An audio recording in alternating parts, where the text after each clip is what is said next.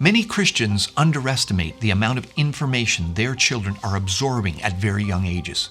And because logic is hardwired into every one of us, it's dangerous to believe that we can simply ignore worldview conflicts until later ages.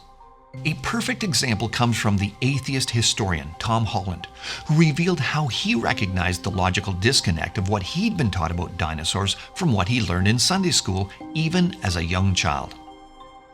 When I was a boy, my upbringing as a Christian was forever being weathered by the gale force of my enthusiasms. First, there were dinosaurs.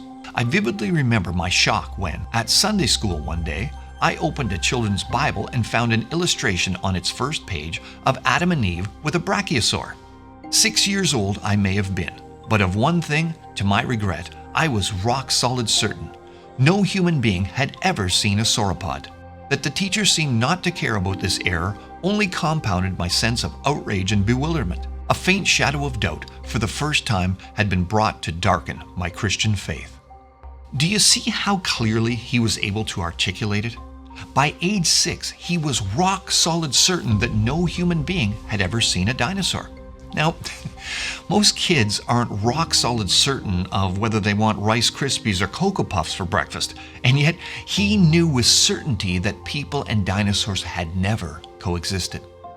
So one has to ask, where could that certainty have come from at such an early age? One would have to assume that whatever information he'd absorbed regarding dinosaurs was so fascinating and authoritative sounding in his mind that he was able to quite easily reject the biblical teaching that God created land animals and people at the same time as just a simple story. And the seed of doubt against biblical authority was firmly implanted from very early on. Parents need to understand that we are in a very real spiritual battle with an enemy bent on capturing the minds of the next generation. When we profess the lordship of Christ to our children, we must do so in every area of life, whether discussing philosophy, science, or Sunday school, and show them how what we see in God's world, like fossils, rocks, and animals, can be explained logically by what we see in God's Word. We need to understand that Christians aren't the only fishers of men, and that topics like dinosaurs are often used by secularists to sway young minds towards an evolutionary, atheistic understanding of the world. Atheists understand how powerful and engaging topics like dinosaurs can be used to promote their worldview, and often use it to their advantage.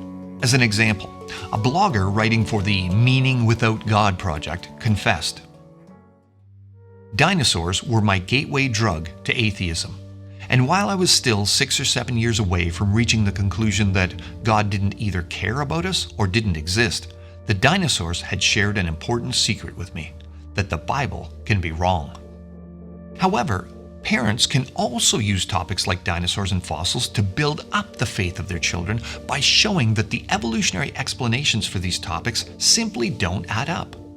For example, children's books about fossils almost always refer to fossils having been formed slowly over thousands of years, and yet leading evolutionists such as dinosaur expert Dr. Phil Currie has stated, "Fossilization is a process that can take anything from a few hours to millions of years. The amount of time that it takes for a bone to become completely permineralized is highly variable. If the groundwater is heavily laden with minerals in solution, the process can happen rapidly." It's an easy thing to use such admissions from evolutionists to teach young people critical thinking skills.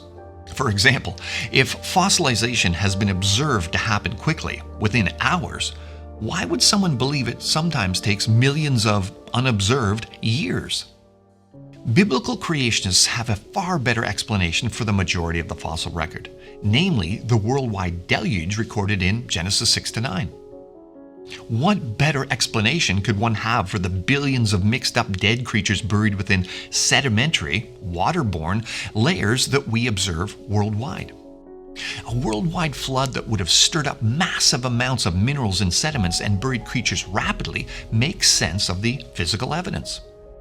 And the fact that many dinosaur bones not only contain unfossilized soft tissue, but that some aren't actually fossilized, is clear evidence these remains have not lasted for millions of years.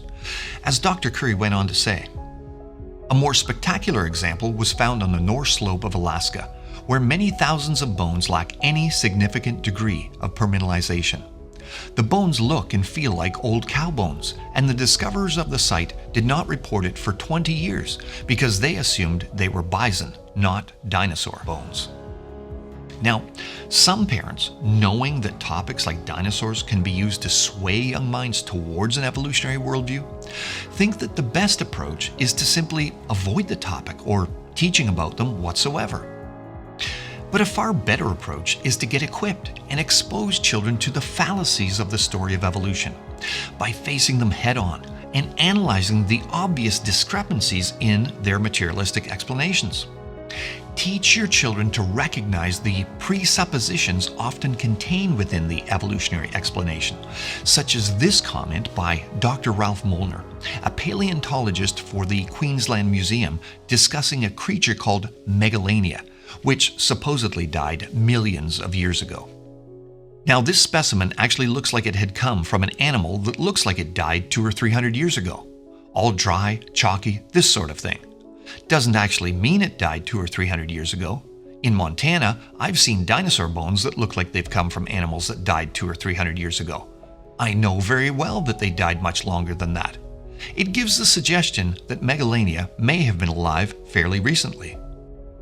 So again, one could use this to help young people think through the subject by asking, is Dr. Molnar's belief that the creature died millions of years ago simply based on the facts right in front of his eyes?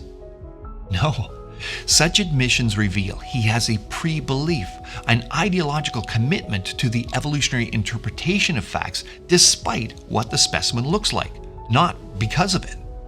So, belief in evolution is not simply because of the science the way that most people think of it.